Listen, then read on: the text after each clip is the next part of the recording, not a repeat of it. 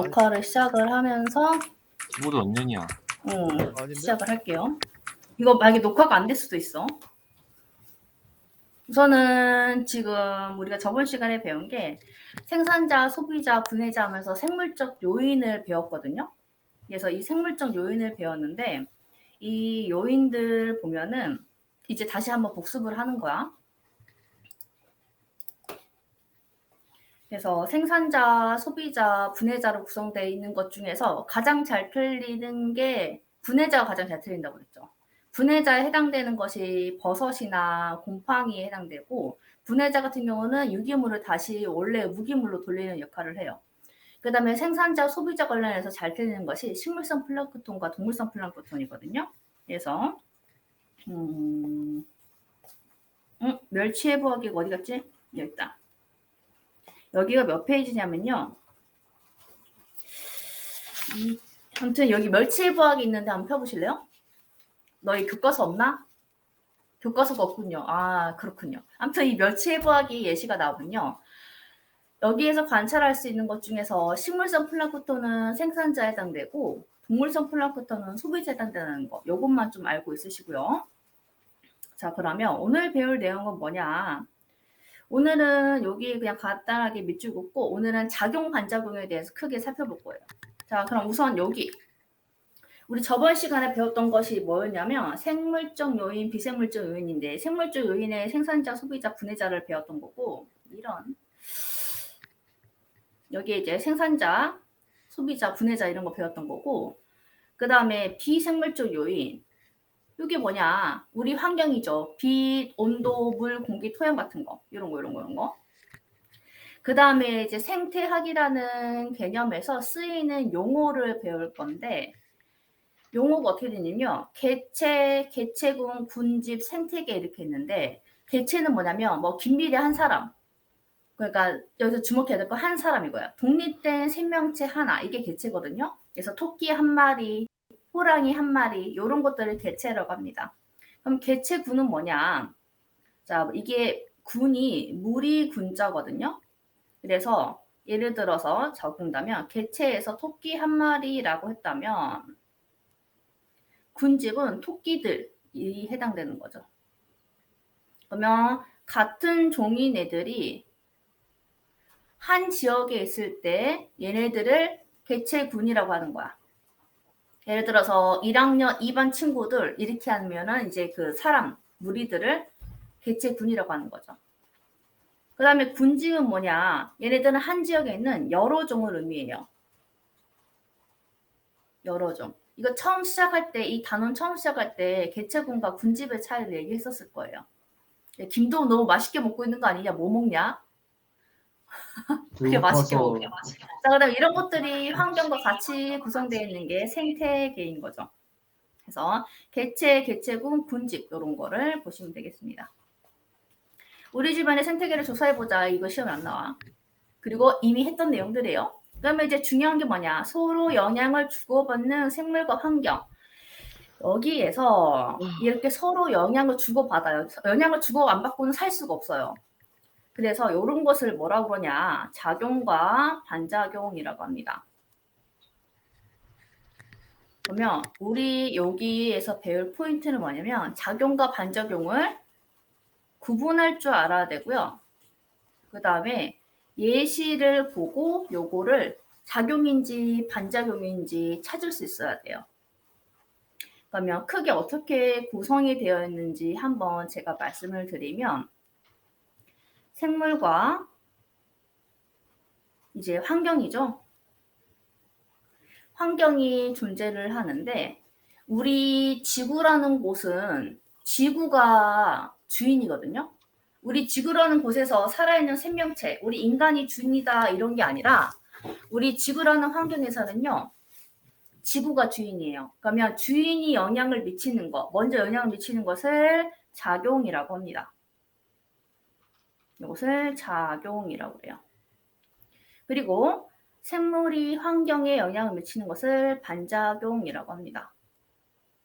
그 다음에 생물과 생물끼리 영향을 미치는 것을 뭐라고 그러느냐? 서로 영향을 미치는 것을 상호작용이라고 합니다. 그러면 상호작용이라는 것은 생명과학 1에서 여러분이 더 심화적으로 배우시면 되고, 지금 배울 건 뭐냐면 이 작용과 반작용을 구분해서 여러분이 보시면 돼요. 자, 예시가 첫 번째로는 귤나무에 대한 게 있어요. 귤은 제주도하고 남해안에서 자란다. 근데 어떤 귤은 달고 어떤 귤은 엄청 시잖아요. 그거는 이제 환경에 영향을 받기 때문이다. 그러면 이런 예시처럼 환경에 영향받는 게 있는데, 여기 보시면 육지와 독도에 사철나무가 있어요. 사철나무. 그럼 여기서 여러분이 이제 주요하게 보실 포인트는 뭐냐면, 이게 작용인지 반작용인지랑, 그러면 작용이고 반작용이라면 어떤 환경 요인이 영향을 받았는지를 아셔야 돼요. 어떤 환경 요인이 영향을 받았는지. 자, 첫 번째, 사철나무를 봤더니만 육지에서는 키가 100cm까지 자라는데 독도에서는 20cm 이하로 매우 작게 자라는 거예요. 그 이유를 봤더니만 풍속에 차이가 있는 거죠. 그래서 육지는 2m/s고 독도는 그 값이 2배 이상이죠. 4.5m/s예요. 그래서 바람이 너무 세기 때문에 키가 더 크게 자라면 많이 흔들려서 개체가 죽을 수도 있기 때문에 작게 자라는 거예요. 그러면 여기에서는 풍속이라고 적어져 있지만 바람에 해당되겠죠? 바람이라는 환경 요인에 의해서 사철나무의 토양 깊이가 달라지는 거, 요런 것을 해당되겠습니다. 그럼 요런 것은 작용이냐 반작용이냐라고 봤을 때 바람이 생물에 영향을 주는 거기 때문에 요런 것을 작용이라고 합니다. 그러면 이런 식으로 해야 돼. 이런 예시가 나오면 아, 이건 작용이구나. 그 다음에 이거는 환경 요인은 바람이구나. 요렇게를 아셔야 돼요. 예를 들어서 이럴 수도 있지. 사철나무의 높이가 다른 이유는 온도 때문이다. 이렇게 하면 틀리는 거예요. 또는 사철나무가 높이가 다른 것은 반작용의 예시이다. 이렇게 하면 틀리는 거고요. 그래서 사철나무는 이렇게 높이가 달리 자라는 것은 작용이고 그 환경 요인은 뭐냐? 바람이다라는 거죠. 이해됐어요? 자, 그 다음에 지렁이 예시. 지렁이 예시는요, 모의고사에서 너무너무 많이 출제됐어요. 그래서 지렁이 예시도 우리 시험에서 나올 가능성이 매우 높아요. 자, 지렁이는요, 토양 속에 있는 유기물을 먹고 자라는데 얘가 토양을 왔다 갔다 하면서 토양의 환기 역할을 하는 거죠. 토양의 통기성을 높여줘요. 그래서 토양이는 이렇게 우리 왜 그 지렁이 수상에서 해부 영상 봤잖아요. 그래서 지렁이 배를 갈랐을 때 진짜 흙밖에 없었잖아요. 그래서 그 흙을 먹고 응가로 이제 흙 같은 걸 하는데 그게 약간 또 동글동글동글하게 묻혀 나오면은 얘가 통기성을 엄청 높여지는 거죠. 그러면 이렇게 토양에 공기가 잘 통하게 하고 빗물이 잘 스며들게 하면은 이거예요. 토양이 비옥해지는 거예요. 그러면 얘는 뭐냐면 지렁이가 토양한테 영향을 미치는 거죠. 그럼 이건 작용과 반작용 중에 뭐겠어요?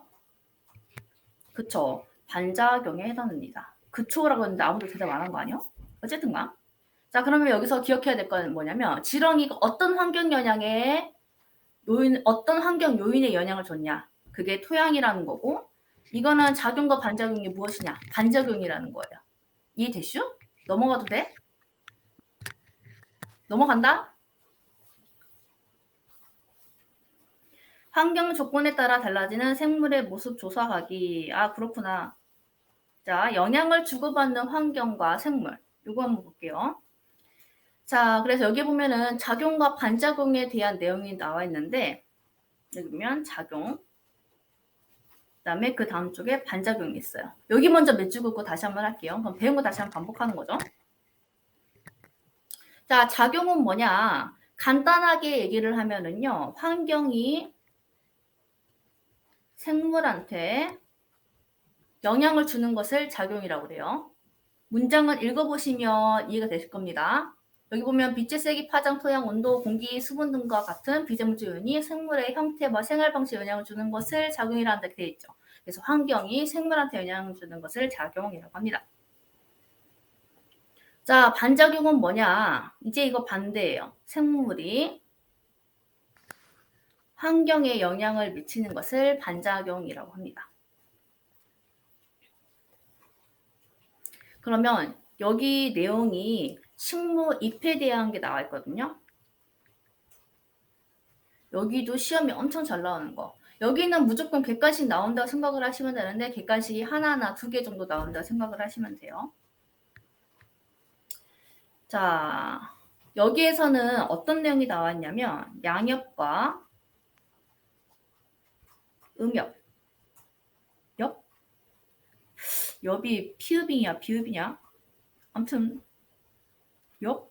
갑자기 헷갈리네? 아무튼 다시 한번 풀었으면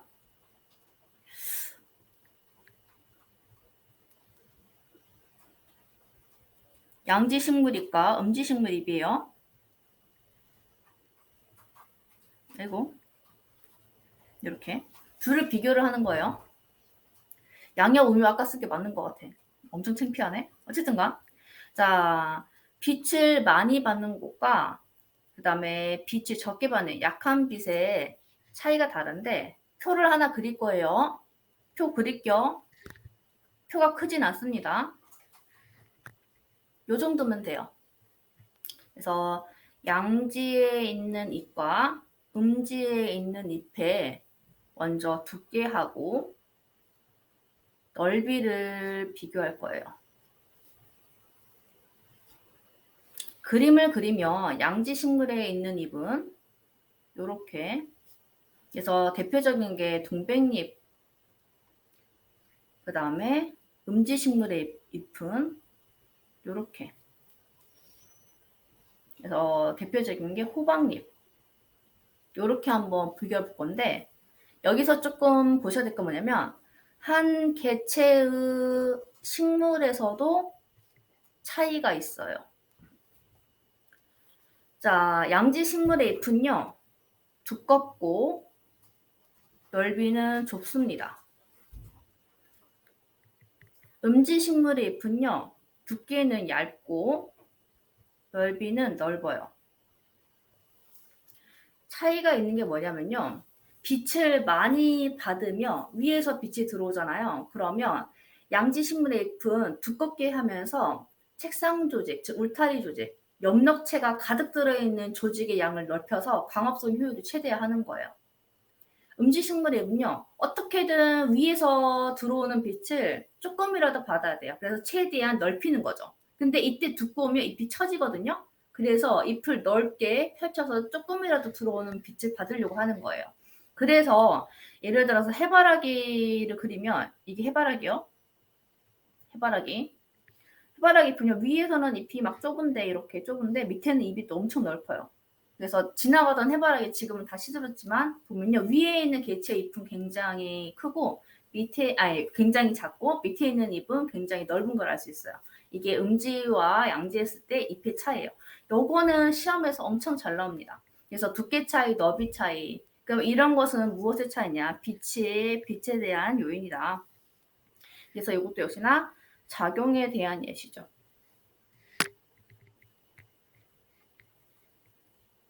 그래서 여기 시험에 잘 나오는 게 요거 잘 나와요. 세 번째 줄에 보면 한 그루의 나무에서도 햇빛을 받는 위치에 따라서 잎의 모양이 조금씩 다르다. 그래서 한 그루의 나무에서도 다를 수 있어요. 그래서 양엽과 음엽의 차이가 이렇게 생깁니다. 그래서 방금 말로 했던 게 적혀졌는데 그걸 전부 다 밑줄그으면 시험 볼 때 내용이 잘 안 들어오거든요. 그래서 여기는 꼭 읽어보기. 그래서 꼭 읽어보셔야 돼요.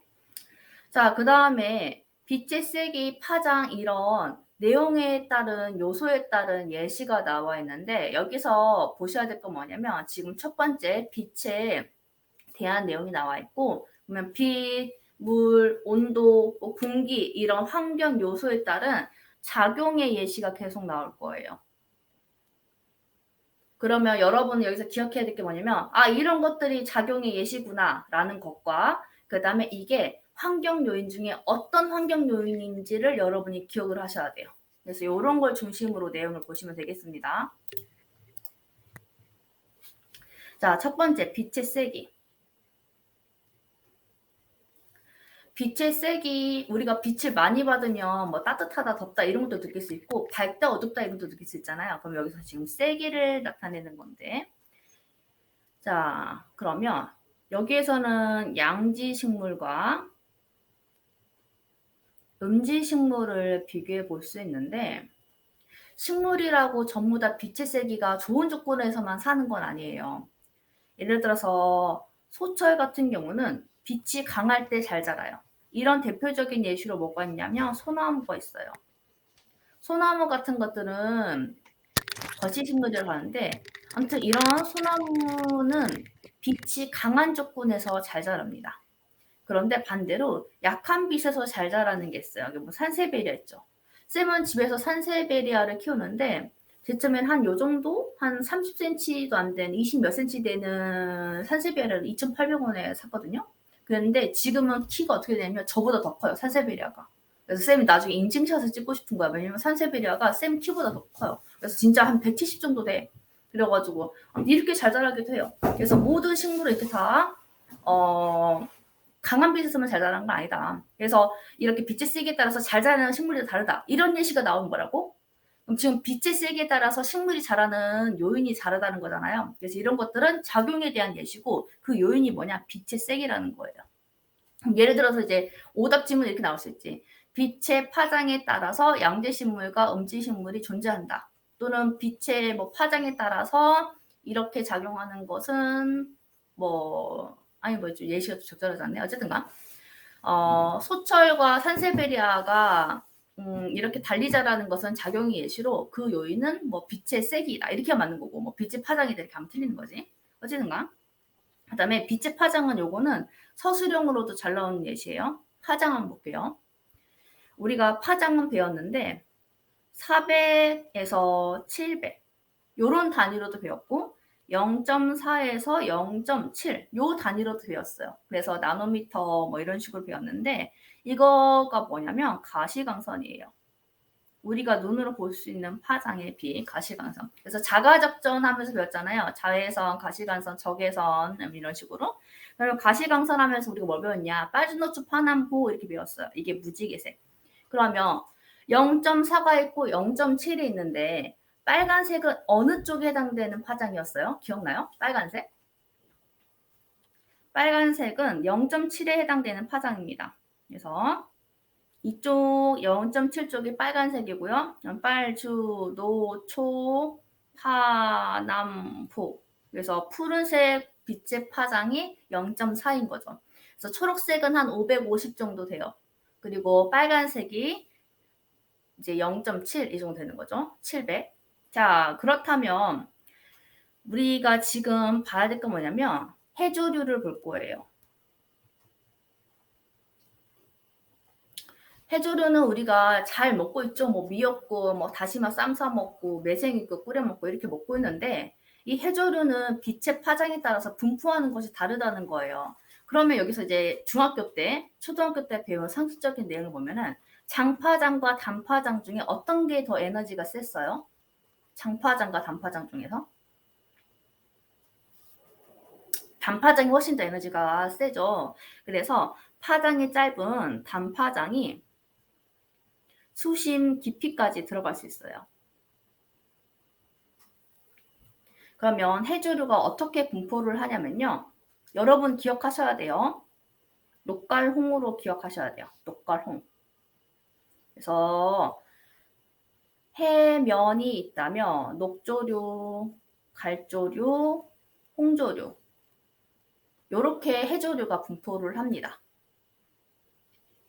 그러면 들어갈 수 있는 파장이 가장 깊은 게 단파장이라고 그랬죠. 그래서 홍조류가 분포하는 곳에는 들어갈 수 있는 게 청색광밖에 없어요. 그리고 녹조류가 분포하는 곳에는 적색광이 들어갈 수 있습니다.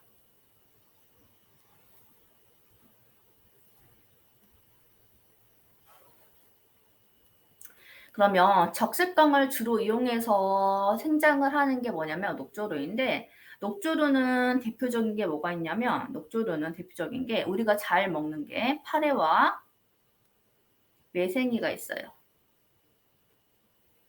그래서 실제로 매생이국 먹으면 초록색 국이잖아요. 그다음에 갈조류는요. 우리가 정말 제일 많이 먹는데 어떤 게 있냐면 미역하고 다시마예요. 이런 거를 원생생물이라고 하는데 가장 큰 원생생물이에요. 그래서 미역 다시마 보면 거의 뭐 1점 몇 미터, 1점 몇 미터 그래요. 우리가 먹는 거는 다 잘라져서 파는 거고 실제로 자라면 여러분 키만 하고 여러분 키보다 훨씬 크죠. 그래서 이런 것들이 자랍니다. 그러면 더 깊은 곳에는 홍조류가 서식을 하는데 홍조류의 대표적인 게 뭐가 있냐면 홍조류의 대표적인 게 홍조류는 시험에 잘 나와요. 김이 있습니다. 김.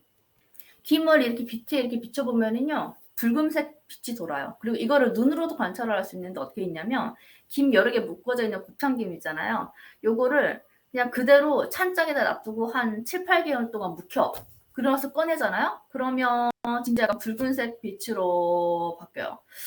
지금 적당한 예시가 뭐가 있냐면, 미안한데 희주 옷 색깔보다 희주 옷 색깔보다 약간 톤 낮은 약간 붉은색 빛으로도 바뀌어요. 진짜로. 그렇게도 바뀌어요. 자, 어쨌든가. 그래서 시험에는 이 김이 잘 나오는데, 김은 홍조류라는 거 사실 꼭 기억을 해두시고, 홍조류는 들어올 수 있는 파장이 예초에 청색광밖에 없어요. 그래서 청색광의 파장의 빛을 주로 이용을 합니다. 자, 그래서 요거 좀 기억을 해두시고, 그러면 요런 게 뭐냐? 지금 하고 있는 내용이 뭐냐? 이거 다 작용에 대한 예시예요. 근데 이 작용에 있는 환경 요인이 뭐냐? 빛의 파장이라는 거죠. 그럼 이제 이런 거를 질문을 어떻게 정리를 하냐면 이제 쌤이 퀴즈를 한번 내볼 건데 이런 거야. 빛의 파장에 따라서 해저류가 수심을 달리 자라는 것은 반작용의 예시이다. 이렇게 하면 틀리는 거지. 작용에 대한 예시인 거고. 그다음에 여기서는 문제 어려운 고득점 문제가 많이 나오는데 예를 들은 거예요. 빛의 파장에 따라서 홍조류는 적색광을 주로 이용한다. 이렇게 하면 틀리는 거지. 청색광인 거야. 갈조류는 시험에 잘 안 나와요. 녹조류나 홍조류는 반드시 이번 시험에 나올 거예요. 그럼 이제 이렇게 해서 나올 수 있는 거지. 진짜 문제가 어렵게 된다면 녹조류는 단파장인 청색광을 주로 이용하여 분포한다. 이거에 뭐가 틀렸냐면 장파장인 적색광을 이용해서 주로 분포한다. 이게 맞는 지문인 거예요. 그래서 이렇게도 어렵게 낼 수도 있어요. 근데 설마 우리 학교가 그렇게 어렵게 나오겠어? 그건 아니겠죠. 그러면 이제 예를 들은 거지. 이런 해조류가 수심에 따라 달리 자라는 것은 작용의 예시이다. 또는 뭐 반작용의 예시다. 이렇게 반작용의 예시라고 하면 틀린 거고 작용에 대한 예시인 거고 이게 빛의 파장이라는 것만 기억을 해두시고 녹조류, 홍조류 이거는 서술형으로 나올 수 있어요. 그래서 어떤 파장의 빛을 이용해서 어떤 해조류가 분포를 하는지 적색광에서는 녹조류 그다음에 청색광에서는 홍조류 근데 여기서 이제 보면은 색깔이 대비가 되잖아요. 청색과 녹색 적색과 녹색, 청색과 홍색. 이게 어떤 관계냐면요. 보색 관계에 있어요. 보색 관계에 있어요.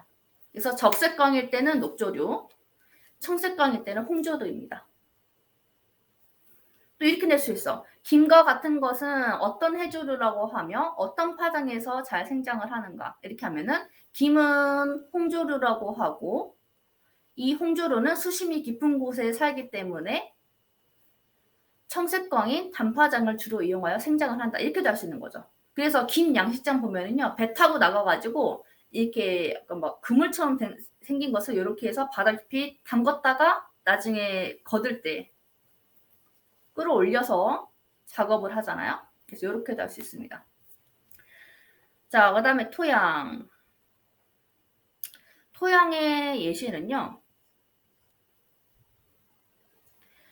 이게 예시가 명확하게 나온 것은 우리가 작용 반작용 예시를 할 수 있는데 여기서는 이제 어떤 요인인지 한번 보셔야 되는데 먼저 두 번째 줄에 보시면 토양의 깊이에 따라 공기의 함량이 다르고 그래서 분포하는 세균의 종류가 달라진다. 그래서 요거는 이제 고등학교 1학년 수준에서는 안 나올 것 같고 고2나 고3 수준에서 나오거든요. 뭐냐면 이제 좀 표면 근처면 산소랑 이런 것들 풍부해서 그냥 호기성 세균이 사는데 수심이 깊어지면 산소라던가 이런 게 분포가 조금 줄어들어요. 그래서 뭐 현기성 생물이 산다던가 이런 식으로 나뉘거든요. 이거는 시험에 나오진 않을 것 같은데 그냥 적어보면은 수심이 이제 좀 지표 근처면 예를 들어서 호기성 산소가 있는데 잘 사는 세균들 그다음에 좀 수심이 깊으면 뭐 현기성 세균 산소가 있으면 잘 못 사는 세균 이런 게 분포할 수도 있다는 거죠. 그러면 지금 지표의 공기 조성에 따라서 나와 있으니까 이것도 역시나 작용에 대한 예시이고, 이거는 시험에 안 나올 것 같아요. 우리 학교 수준은 아니야. 고2나 고3 수준이야. 어쨌든 이렇게 돼 있고, 그다음에 요것도 있어요. 낙엽이 지속적으로 쌓이면 토양의 성분이 변한다. 아무래도 유기물이 좀 많아지겠죠. 유기물이 많아지겠죠. 그러면 낙엽은 누가 떨어뜨렸어? 식물이 떨어뜨린 거죠. 그러면 요거는 반작용에 대한 예시입니다. 요렇게도 보실 수 있어요. 여기서 시험에 꼭 나올 거, 위에 거 세 가지는 전부 다 나올 수 있어요. 잎의 모양, 양엽, 음엽, 그 다음에 빛의 세기, 빛의 파장, 요런 거는 시험에 다 나올 수 있어요. 토양은 잘 안 나올 것 같아요. 자, 한 페이지 넘깁니다. 자, 온도에 대한 요인을 배울 건데, 북극여우와 사막여우 먼저 볼게요. 여기에 그림이 있지만 여러분도 그림을 그려보는 것이 훨씬 더 기억에 오래 남거든요. 그래서 쌤 알죠? 쌤 원래 미술했다는 거. 근데 미술이 그림이 아니라 색채야. 색칠만 잘했거든요. 우선은 그림을 여러분도 한번 그려보셨으면 좋겠어요. 자, 여우가 있으면요. 여우가 지금 쌤이 그리고 있는 게 여우야. 이게 뭐냐면요. 사막여우예요. 그 다음에 얘는 뭐냐면 북극여우예요. 자, 그러면 쌤이 하고자 하는 게 뭐냐면 이쪽으로 갈수록 더운 지역, 저위도거든요.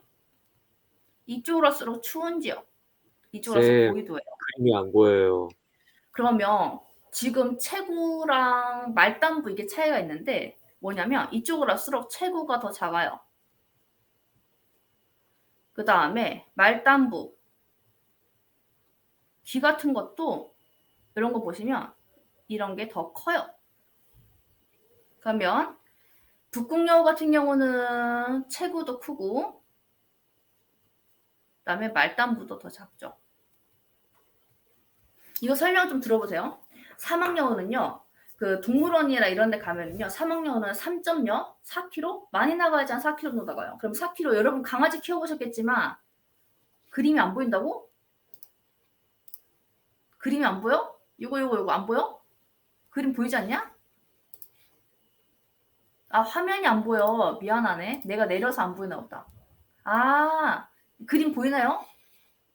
보이죠, 보이죠. 땡큐, 땡큐. 그래서 이제 그림 진짜 어쨌든간 자 사막여우는요 여러분 애완동물 말티즈 정도 크기거든요. 그래서 요 정도 크기야 진짜 막 웅크리고 있으면 요 정도 한 손바닥 안에 다 들어요. 그래서 되게 작고 그다음에 귀가 열나 커요. 그래서 여러분 귀 한번 만져볼래요? 귀 한번 만져보면 귀가 좀 차갑지 않나요? 귀는 생각보다 혈관 분포가 많이 돼 있어서 열의 손실이 많이 일어나는 곳이에요. 그러면 사막여우는 더운 지역에서 사는 여우이기 때문에 귀가 크면서 열을 많이 발산을 시키는 거죠. 그리고 팔다리도 가늘고 몸도 작아요. 작으면 어떤 효과가 있냐면 몸의 표면적이 커져요. 몸의 표면적이 커져. 그래서 표면적이 커지면 열을 많이 발산하는 효과가 있는 거죠. 그래서 더운 지역에 사는 애들이 말단부가 크고 크기도 작아요. 그럼 반대로 추운 지역에 사는 애들은요. 열을 많이 뺏기면 얼어 죽어. 열을 많이 뺏기면 동해를 읽거든요. 그래서 몸도 크고 지방도 더 많이 쌓이고 말단부는 더 조그매요. 그래서 귀가 요만해. 이렇게. 그래서 이런 차이점이 있어요. 여기서 이제 많은 아이들이 가장 헷갈려하는 게 뭐냐면 표면적에 대해서 이해가 약간 좀 어려워하더라고요. 표면적 어떻게 생각하냐면 알사탕이 있어. 그러면 요거에 대한 표면적과 내가 알사탕을 가루사탕으로 빻았어. 이렇게 빻아서 또는 주먹을 쥔 거랑 손을 펼친 거랑 먼저 첫 번째 주먹을 쥐었을 때 표면적 요 상태죠. 근데 쌤은 손을 펼쳤어. 그럼 표면적이 이렇게 다 닿는 면적이 다 표면적이거든요. 그럼 이렇게 다 표면적이 커진 거예요. 그러면 요런 알사탕이 있고 요런 가루사탕이 있으면 이런 가루사탕이 있으면 알사탕보다는 가루사탕이 표면적이 커진 거죠. 자, 그래서 사막여우도요, 크기도 작잖아요. 그래서 사막여우가 훨씬 더 표면적이 커진 거예요. 그러면 열을 많이 빼앗길 수 있다는 거죠.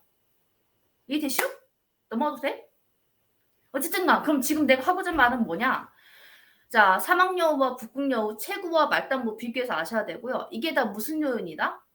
온도에 따른 작용 예시다. 지금 하고 있는 내용이 뭐냐?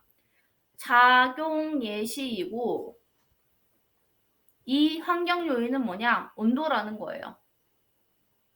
그리고 여기는 구체적으로 물어볼 수 있어요. 예를 들어 이런 거야. 더운 지역에 사는 여우일수록 몸의 크기는 커진다. 맞아 틀려? 더운 지역에 사는 여우일수록 몸의 크기는 작아진다죠. 그래서 이렇게. 그 다음에 위도에 따른 여우의 크기가 다른 것은 반작용에 대한 예시다. 이렇게 하면 틀리는 거죠. 위도에 따라 다른 것은 작용에 대한 예시이고 이거는 온도에 대한 요인이라는 거 이렇게 기억을 해주시고 또 어떤 게 있는지 한번 살펴보면요. 우선은 배운 거 다시 한번 밑줄을 긋고 자, 추운 지방에 살수록 몸집이 크고 그 다음에 귀와 같은 말단부가 작아지는 경향이 있다. 요것도 밑줄 쳐주시고 이거는 사막여우 예시로 좀 기억을 해두셔야 돼요. 그 다음에 요것도 있어요. 철새나 어류의 계절적 이동 그 다음에 동물의 겨울잠 먼저 쉬운 겨울잠부터 볼게요. 겨울잠 자는 대표적인 생물이 뭐가 있죠? 겨울잠 자는 거. 자, 먼저 첫 번째 개구리. 개구리 겨울잠 자잖아요. 그래서 봄에 깨어나죠. 지금부터 슬슬 동면 준비돼서 엄청 많이 먹고 겨울에 잠을 자서 이제 봄에 깨어나죠. 그 다음에 또 뭐가 있냐면 우리나라에서 있는 반달가슴곰 같은 곰들도 겨울잠을 자요. 그래서 반달가슴곰이 겨울철에 내려왔다고 와 신라면 먹었어 김동 맛있었겠네. 자 어쨌든가 곰 같은 경우는 이런 뉴스도 많이 봤을 거예요. 반달가슴곰이 뭐 겨울에 겨울잠을 자야 되는데 뭐 민가로 내려와서 쓰레기통을 뒤졌다느니 어쨌다는 이런 내용도 많이 들어봤을 거예요. 근데 곰도 겨울잠을 자야 돼요. 그래서 지금 한참 많이 먹는 시기입니다. 그다음에 또 뭐가 있냐면 의외로 다람쥐도 자요. 다람쥐. 그래서 다람쥐도 겨울잠을 잡니다. 자, 그래서 겨울에 동물들이 겨울잠을 자는 것은 작용에 대한 예시다. 이렇게 하면 맞는 거야. 근데 예를 들어서 겨울에 동물들이 겨울잠을 자는 것은 반작용에 대한 예시다. 이렇게 하면 틀리는 거지. 그 다음에 조금 어렵게 된다면 이렇게 할 수 있어요. 반달가슴곰이 겨울에 겨울잠을 자는 것은 빛에 대한 작용의 예시이다. 이렇게 하면 틀리는 거야. 온도에 대한 작용의 예시예요. 이렇게 기억을 하셔야 되는 거고 그 다음에 지금 우리나라에서 연구가 엄청 활발하게 되고 있는데 철새나 어류의 이동 철새하면서 매도 있고요. 기러기도 있고요. 그래서 지금 밖에 나가면 안 되지만 밖에 혹시 나간다면 어떤 게 보이냐면 기러기들이 때를 지어서 이동하는 거 있을 거예요. 그래서 막 요런 식으로 그림 보이냐? 요런 식으로 기러기들은 대빵이 있잖여. 대장이 있잖여. 힘센 애가 대장이 아니라 스마트하고 현명하고 아주 그냥 리더십 있는 이런 애가 리더거든요. 그 리더를 따라서 이렇게 V자 모양으로 가는 거. 이런 기러기의 모습이라든가 매 같은 거. 그래서 이런 거는 소충도라든가 이런 거에서 우리나라에서 지금 엄청나게 연구를 하고 있고요. 지금이 한참 이동 기간이에요. 근데 어류는 지금도 하고 있는 연구가 뭐냐면 강원도 이쪽으로 가서 연어를 지금 하고 있는데 10월 말부터 11월 30일까지는 연어의 포획 금지 기간이에요. 연어가 우리나라에 있다는 것도 잘 몰랐을 텐데 연어는 우리가 일부러 조금 더 많이 방류하고 있는데 이런 것들이 폐기성 어류잖아요. 그래서 자신이 태어난 곳을 이동하고 있는데 이런 것들, 이런 이동들도 다 이런 작용에 대한 예시입니다. 그래서 어떤 작용이냐면 온도라는 거. 지금 하고 있는 건 온도입니다. 자, 그 다음에 공기. 우리 공기 같은 경우는요. 산소와 이산화탄소가 전부 다 필요해요. 그리고 대기가 모든 조성이 다 균일한 게 아니라 높이 올라가면 올라갈수록 이 대기층에서는요. 온도도 낮아지고 그 다음에 산소도 희박해져요. 그럼 이제 두 번째 줄 보시면 돼요. 고산지대. 고산지대는요. 공기가 희박해요. 그래서 대표적인 게 어디 나라냐면 스위스죠. 그래서 스위스 가면은 어지럽고 이런 고산병 걸리기도 하고, 이걸 우리가 또 뉴스로 어떻게 접했냐면은 히말라야 뭐 등반이라던가 또는 안나푸르나 이런 등반을 했을 때 산소통 메고 가잖아요. 그리고 그런 데 가면은요, 몇 발짝 걷다가 숨을 이렇게 막 쉬잖아요. 왜냐면 진짜 숨을 못 쉬어요. 공기가 진짜 희박하거든요. 그런데 애초에 거기서 살고 있던 사람들은요, 우리나라 사람들이랑 조금 달라요. 그래서 이 사람들은요, 적혈구 수가 조금 더 많아요. 그래서 이렇게 공기 조성에 따라서 사람이 이렇게 적응하는 내용도 보이긴 하는데, 이런 내용이 나오면 뭐냐? 이것도 역시나 작용에 대한 예시고, 그 요인이 뭐냐? 공기다라는 거죠. 그다음에 여기에서는요, 나무는 세균으로부터 자신을 보호하려고 살균물질 내고 있는데, 그게 뭐냐? 피톤치드라는 거예요. 그래서 공기 주변이 변한다. 그래서 산에 가면은 숲 냄새 있잖아요. 요런 게 나는 게 피톤치드고요. 편백나무 냄새, 요런 것들이 피톤치드인데, 그럼 여기서 주어는 나무예요. 그러면 나무가 이렇게 해서 한 거는 지금 나무로 인해서 공기의 주변 성분이 변한 거잖아요. 이것은 반작용에 대한 예시예요. 그래서 위에 고산지대 예시는 뭐냐면 작용이고, 밑에 거는 반작용에 대한 예시인 거죠. 그래서 주어가 무엇인지 좀 보시면서 문제 푸셔야 돼요. 자, 오늘 마지막 물을 할 텐데, 물은 자주 나오는 예시를 좀 적어보는 게 좋은데, 선인장, 그 다음에 캥거루쥐, 사막여우, 사막여우 됐대. 미안해. 사막여우 아니야. 낙타. 낙타가 사막에 살죠? 그래서 같이 생각했더니 사막여우가 나와버렸네? 어쨌든 이런 거. 그 다음에 곤충. 이런 게 있는데, 이런 것들은 다 환경 요인이 뭐냐면 물이에요. 그래서 이것도 다 작용에 대한 예시거든요. 두 번째 거 보면 먼저 이제 우리 인간 같은 경우는 거의 70%가 물을 차지하고 있잖아요. 동물들, 식물들도 마찬가지인데 건조한 지역에 사는 애들은요, 물을 뺏기면 죽을 수 있어요. 그래서 수분의 손실을 막는 게 엄청나게 중요한 내용인데, 그래서 저수 조직이 발달을 해 있고, 그래서 알로에라던가 선인장 같은 경우는 이렇게 뭔가 좀 도톰해서 물을 많이 함유하고 있죠. 그리고 요거 잎이 가시로 변해서 이런 것은 수분의 증발을 막을 수 있어요. 증산작용을 막을 수가 있거든요. 그러면 이제 은근히 잘 틀리는 게 뭐냐면, 선인장의 잎이 가시로 변했다라는 것은 우리 물에 대한 환경 요인인데, 이거를 온도라고 생각해서 잘 틀리는 친구가 있거든요. 그래서 예를 들어 이런 거야. 우선은 확실히 알아야 될 거 뭐냐면, 잎이 가시로 변한 선인장은 물에 대한 작용 현상이거든요. 근데 이런 거지. 잎이 가시로 변한 선인장은 온도에 대한 작용 현상이다. 이렇게 하면 틀리는 거죠. 온도가 아니라 물이라고요. 그래서 이렇게 하면은 물의 증산작용을 막아서 수분의 손실을 막을 수 있어요. 그 다음에 캥거루쥐 같은 경우는 어떠냐면요. 캥거루쥐도 사막에 살거든요. 그런데 얘네들은요, 오줌을 한 방울 써요.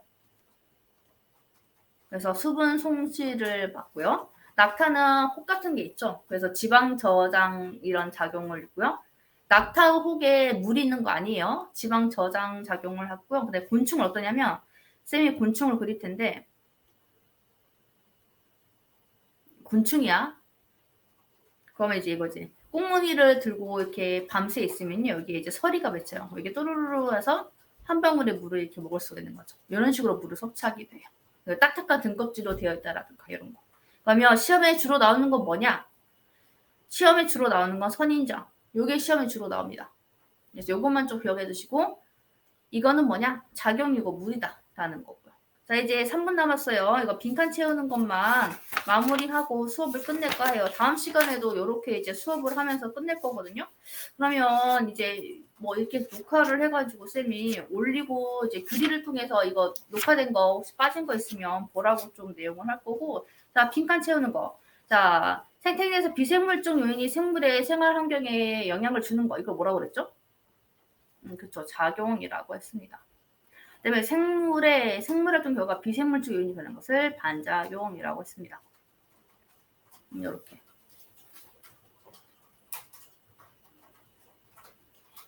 그래서 오늘 배운 내용 다시 한번 전체적으로 살펴보면요.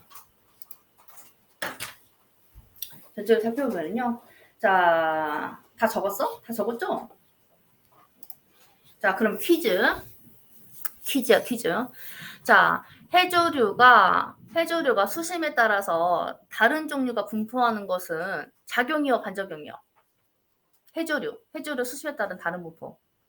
이거는 작용이고요. 그럼 그 요인이 빛의 세기야, 빛의 파장이야? 빛의 파장이라는 거 기억을 해주시고, 그 다음에 가장 잘 틀리는 거. 자, 가장 잘 틀리는 게 뭐냐면, 홍조류는 청색광이야, 적색광이야? 홍조류. 보색광계 떠올리셔야 돼. 그치, 청색광이에요. 이거 꼭 기억하시고, 항상 시험 문제 풀 때도 이거 서술형으로 잘 나오거든요. 그럼 적색광에서 주로 사는 해조류는 녹조류. 녹조류에 해당하는 거는 매생이. 자, 홍조류에 해당하는 대표적인 해조류는 홍조류에 해당하는 대표적인 해조. 우리 먹는 거. 이거 싸먹어, 밥에다가. 김이죠. 이거 기억을 해두시고. 그 다음에 소철나무 산세베리아처럼 이렇게 빛의 세기에 따라서 식물의 생장이 다른 것은 반작용이다. 맞아, 틀려? 이거는 작용이죠. 그래서 이렇게 수업을 마무리하겠습니다. 그래서 환경 요인이 생물한테 영향을 주는 건 작용, 그 다음에 생물이 환경 요인한테 영향을 주는 것을 반작용이라 합니다. 그래서 다음에 복습하면서 다시 한번 내용을 살펴보고, 다음 시간에는 생태계의 그 구성에서 작용 반작용 이후에 이제 어떤 식으로 이제 피라미드 형태가 되어 있냐, 뭐 먹이사슬, 그 다음에 먹이 그물 이런 거 한번 보겠습니다. 고생하셨어요. 잘 나가셔. 안녕.